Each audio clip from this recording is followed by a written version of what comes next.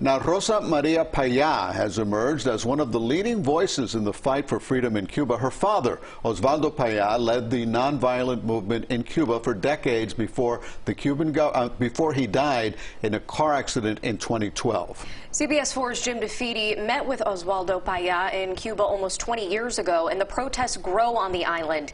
He spoke recently to Rosa María about the current struggle and what needs to be done. I know that the issues of Cuba, in talking to your father, I remember this from years back, he steadfastly believed that that Cuba needed to be resolved by Cubans in Cuba. That the issues that you're dealing with in Cuba cannot be fixed from Miami or from Washington, that it's the Cuban people that have to lead on this. Do you agree with that? Totally, and that's the case right now. It's the Cuban people. The people that is in the streets is the Cuban people. And I have to say something, Jim. The Cuban people live inside and live outside the island. The Cuban nation have been forced into exile too. And that's why so many Cubans around the globe are chanting in the streets that if Cuba is in the streets, we are in the streets too.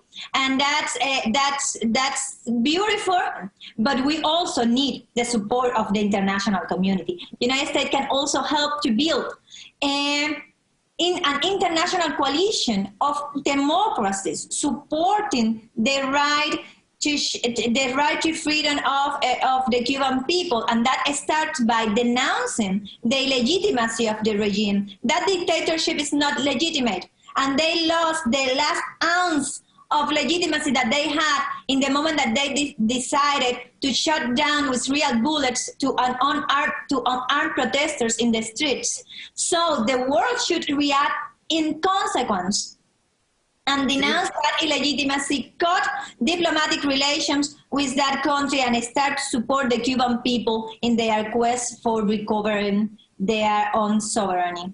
Your father was often vilified, was often attacked in Miami because of the way he tried to go about fostering change in Cuba.